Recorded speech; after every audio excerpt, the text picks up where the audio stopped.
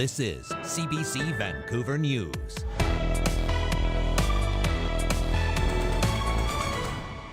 Another firefighter dies while battling a BC wildfire, and now a new fire is straddling the Canada-U.S. border, threatening hundreds of homes near Osoyoos. Plus, those repercussions will affect, again, the businesses doing business in Canada, and therefore Canadian jobs, Canadians' families who are counting on them. Canada's Labour Minister threatens to impose an agreement after BC port workers reject the latest deal to end the dispute. And the eviction notice was because the landlord said he wanted my apartment for his son. Protesting what renters call fraudulent evictions. What the province has to say about landlords using a loophole to evict renters, then jack up the rent for new tenants.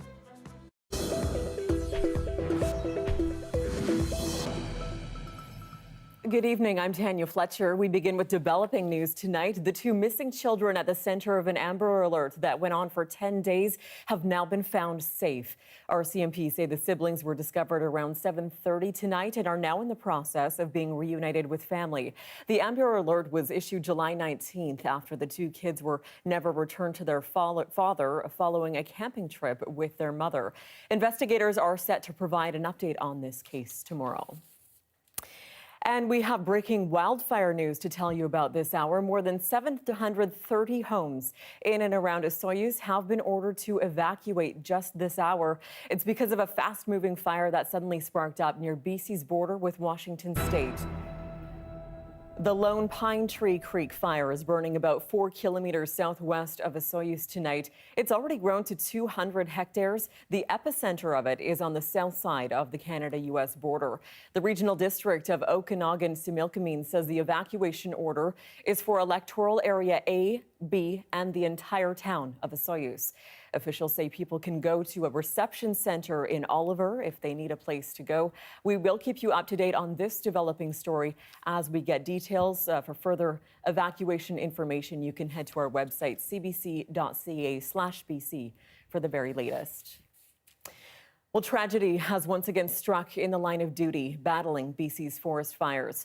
A wildfire fighter has died while on the front lines of the largest fire in the province's history. The Wildfire Service can confirm that yesterday, Friday, July 28th, 2023, a contract crew member firefighter was fatally injured while responding to a wildfire in the Prince George Fire Centre. RCMP say the firefighter was a 25-year-old man from Ontario who was helping fight the Donny Creek wildfire. He was working in a remote area north of Fort St. John when his utility terrain vehicle rolled over a sharp drop on a gravel road. He's the second firefighter to die on the front lines during this year's wildfire season in BC. A wildfire fighter in the Northwest Territories also died earlier this month.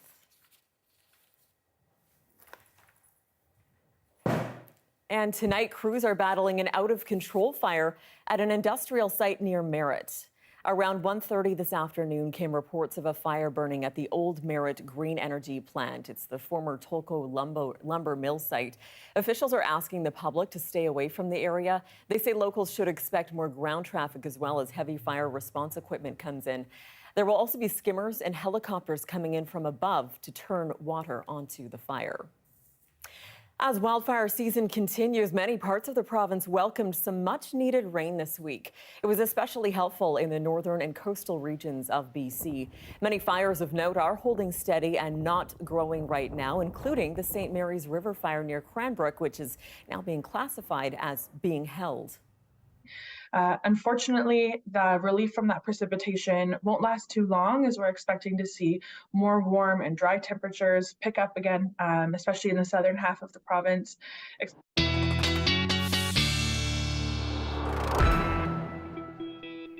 And let's take a look at the forecast, see if the weather is going to help us out anymore as we head into the next few days. Here's what the precipitation will look like. Again, you can see those pockets of precipitation, kind of spotty showers all around the province. So some pockets of rain, but really isolated, and that unstable air mass isn't bringing much stability to the region. But you can see we will have some rain. The bad news, that is going to bring a chance of thunderstorms as well. Of course, that could mean lightning. Always bad news in terms of new fire starts. Gusts of wind as well could be a problem. We do have a severe thunderstorm watch in effect for some of the central interior, northern BC as well. Prince George and Williams Lake could see torrential downpours, bouts of hail and gusty winds as well. So that should be in effect for the next at least overnight into tomorrow. In other news today, there is another setback in the ongoing saga surrounding BC port workers. Late last night, the union announced its members had rejected the latest tentative agreement, making possible another work stoppage. But this afternoon, Canada's Labour Minister stepped in. Yasmin Gandam has the very latest.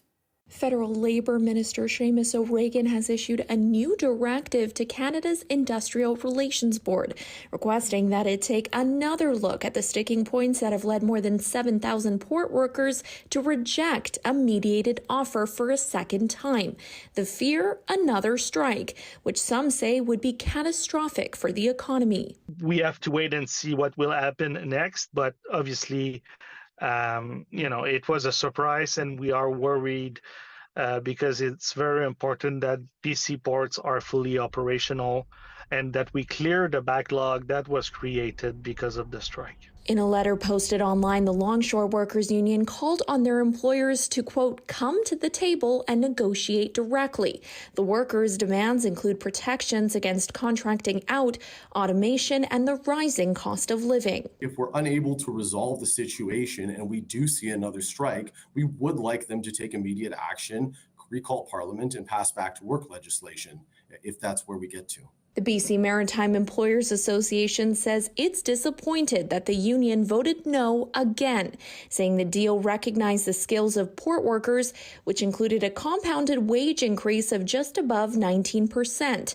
But stakeholders say the impacts of another strike would go beyond just the workers. Our companies that are doing business internationally aren't able to hold up their commitments, and then those repercussions will affect, again, the businesses doing business in Canada, and therefore Canadian jobs, Canadians' families who are counting on them, as well as facing a really high cost of living, which will continue to feel the pressures of that when there are shortages of goods that can't get into the country. All eyes are on what O'Regan will do next. Earlier this month, when port workers were on strike for 13 days straight, CP Rail said it took about an $80 million hit.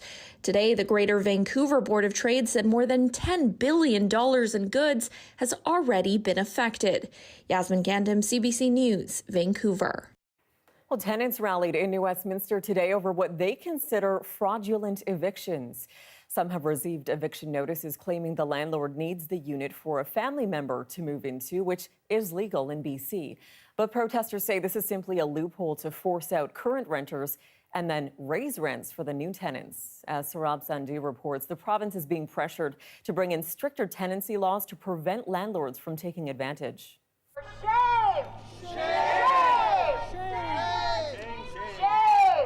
Gary Rodden has been renting a one-bedroom apartment in Mandela Terrace building for 27 years. But in February, he received an eviction notice. The eviction notice was because the landlord said he wanted my apartment for his son. The eviction was cancelled by the residential tenancy branch because the notice was not filled out correctly. But a few weeks later, Rodden was served with another eviction notice. There are 42 one-bedroom apartments in this building. If he needs a one-bedroom apartment for his son, all he has to do is wait for someone to move out and take that apartment. The sign outside the building shows units are available for rent. The building is owned by Heron Investments. CBC News reached to the company for comment but did not hear back by deadline. Some renters believe the landlord is trying to evict them so he can bring in new tenants and charge much higher rent. And it's a widespread problem.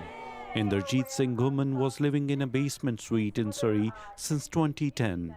But when the new owners took over the house last year, Guman had to look for another place. Because his mother is coming and he want to use that place for his mother because he said we want to keep her here in your unit. And they give me eviction notice. When you look at the market rate of rents, they're just keep going higher and higher. So there's greater incentive for landlords to continue with this practice, and especially if there's no one holding them to account. In a written statement given to CBC, BC Housing Minister Ravi Kalon says, "We have heard various instances where the landlord is using that reason to evict when they are actually hiking the rent," adding that staff are exploring other options on how to cut down on bad faith evictions due to landlord use. Gary Rodden, on the other hand, says he will be fighting his eviction notice for the second time. Options are bad because the rental vacancy rate in Metro Vancouver is almost zero and rents are skyrocketing. That's one reason why I'm fighting this so hard, because there's nowhere to go. Saurabh Sandhu, CBC News, New Westminster. A fundraiser was held today for the dozens of people displaced by the Mount Pleasant fire earlier this week. We're going to have all this stuff. Bins are coming. We're going to put them in bins, and then they're going to go to Kingsgate Mall. Kingsgate Mall has donated a room for us to store them in, and then they'll be sent out to the fire victims. The fire destroyed an apartment building in East Vancouver on Thursday. More than 70 people have been left without a home. Today, neighbors donated clothing, bedding, and other essentials. Investigators are still working to figure out what caused that fire. Well, the Old Town exhibit at the Royal BC Museum reopened today. Apple pie is cooking, and welcome to Old Town. The exhibit closed in 2021 in an effort to decolonize the museum and address concerns over racism. It still has some of the same shop displays, but the museum says it's trying to tell a more inclusive story. This weekend, the arts community in the Kootenays is marking the 15th annual Columbia Basin Culture Tour. Studios, museums, art galleries, and heritage sites are all open for people to take a look. We caught up with a few of the artists who say the event is a reminder of why art is important for every community. I'm Kristen Teetart. I'm the executive director at Cranbrook Arts. Cranbrook Arts has been around for 50 years, and it's kind of taken a lot of different turns in its 50 years. And I think that the arts are so integral to the foundation of a community. I think people over COVID really discovered that being creative was really, really good for their mental health. And so we're here for the artists. We have a gallery, but we're really here to help the community sort of discover their own creativity. You don't need to be an artist to be creative.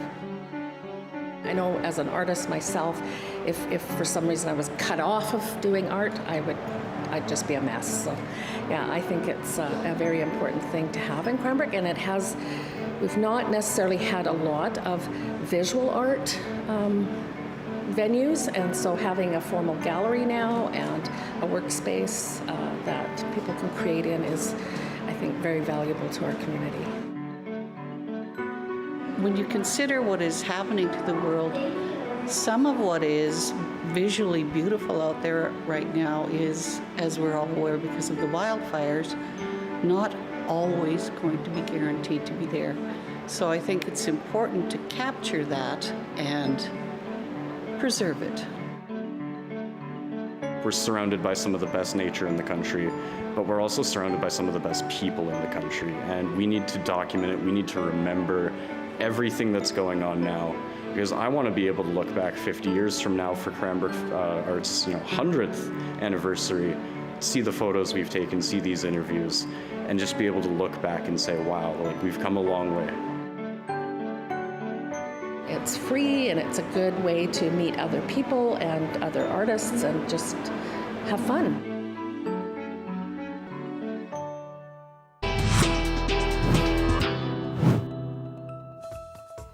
Well, still to come, why a firefighter is fundraising using barbecue sauce. We'll explain coming up. Stay with us.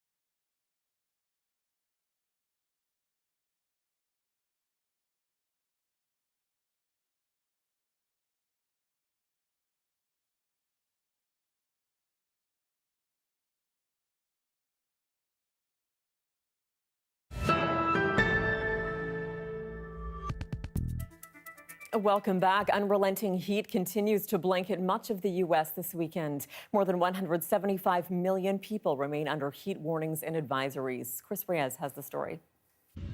For some, there's no other way to deal with another weekend of extreme heat than simply to surrender to it, cooling off whenever and wherever possible. But even that doesn't always help. Just ask this famous New York City street performer who's already dressed for the weather. I do have some water here, but you can see as much as I say I'm warm. I mean, you see I'm pretty much soaking wet, and I go through about 3 pairs of undies a day. In California, even this bear got resourceful. This July is on track to be the hottest month ever recorded on planet Earth. And for most of the United States, heat warnings will remain in effect until today. What's most notable is the duration, the persistence of the heat that has been going on for weeks across portions of North America, globally, over our oceans, and over the Eurasian continent. In Washington, D.C. and Baltimore, an excessive heat warning remains in effect until tonight, with temperatures expected to reach 44 degrees Celsius. In Phoenix, Arizona, where soaring temperatures have broken records with consecutive days of 37 degrees or hotter, one real danger: hot roads and sidewalks. We're seeing people who are falling down, can't get up, and getting really bad burns as a result of that. We are seeing a really unique spike in the incidence of these types of burns and in their severity. Another danger: heat-related deaths and illnesses. A lot of the medical issues that result from extreme heat really result from the fact of, one, impaired blood flow to these key central organs, and also the fact that in the absence of sweating, and this is the problem with high humidity as well as high heat, you can't maintain a normal core temperature. Some relief is expected this Sunday for the East Coast, when a cold front moving through the mid-Atlantic will end the heat wave. However, some advisories will remain for southern states, where temperatures will linger between 32 to 37 degrees Celsius. Chris Reyes, CBC News, New York. Well, back here at home, rapid redevelopment in Metro Vancouver is being blamed for the loss of natural habitat on local wildlife. The Wildlife Rescue Association says it gets an average of 20,000 phone calls a year through its helpline. We spoke to staff and volunteers about the rehabilitating efforts. So here at Wildlife Rescue, we take in injured and orphaned birds. We also take in bats and reptiles and amphibians, but the majority of our patients who are brought to us are birds. So here you can see several of our mallard ducklings. So right here we have about 20 who are just still several weeks away to be old enough to be released. Yeah, there's definitely a correlation between the urban growth and development in the area in correlation to the number of wildlife being brought into the center for attention. Of course, there's been a lot of development in the Metro Vancouver area since we were founded back in 1979. So as the city has grown and developed, we have seen a spike in number of animals. A lot of it also correlates with other natural disaster and weather events, such as oil spills and heat domes and cold spells and things like that as well. Hydration looks good. So we do receive a lot of phone calls where residents might be concerned about animals who are nesting in a place that may not be the best place. Maybe they're nesting on their front porch, they have babies in their nest, and they're dive bombing them every time they walk in and out of their house. So we have a hotline where our support center coordinators are able to kind of advise the finders and the community on how to handle those types of situations. We receive up to 20,000 phone calls a year from concerned citizens asking for advice on whether and what to do in situations with animals of concern to them, as well as we receive about 5,000 animals a year for care. It's really important to have centers like Wildlife Rescue Association of BC to assist in helping these animals. And most of the time that they are brought into us is because of human intervention. So we want to be able to be that voice for them and help them and get them back out into the wild and help to restore their balance in the ecological system. After 3 years of preparation, an art exhibit has launched in East Vancouver. It pays tribute to Black people who lost their lives interacting with police across North America. As Binny Brach tells us, the project honors the more than 400 Black people who've died in police confrontations over the past decade. This Vancouver art exhibit is honoring Black lives lost while interacting with police in Canada and the United States. Walking in, there's 483 names of unarmed Black lives lost to police. On the walls are the portraits and stories of 10 Black people who died, including George Floyd. His death set off protests over race and police brutality across the world in 2020. To have these names and these faces re-entered into your memory, because of course we don't want anyone else to be forgotten. There's a lot to come from an exhibition like this that reminds us the work is not yet done. This video plays the performance of Black Elegy, a classical music piece composed by Atlanta-based group Orchestra Noir, specifically for this event.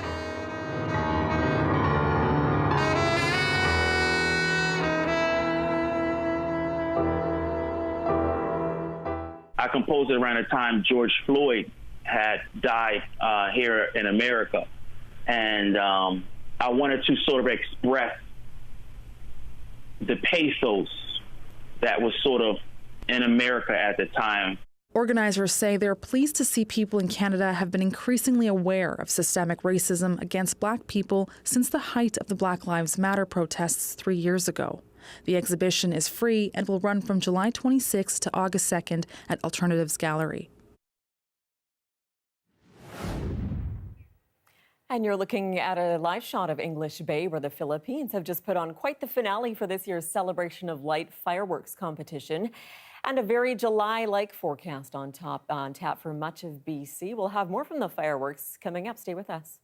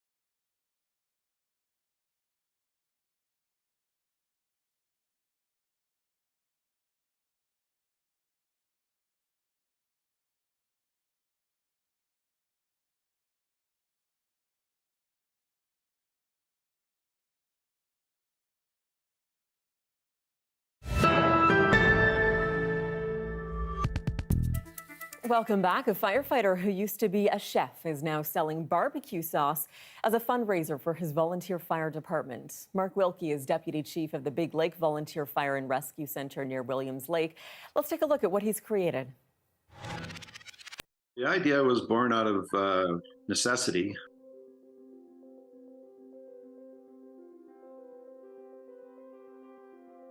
Training is essential. We're actually liable if we don't have the training. We can't operate. We can't do certain functions if we're out on a fire scene or on an emergency scene.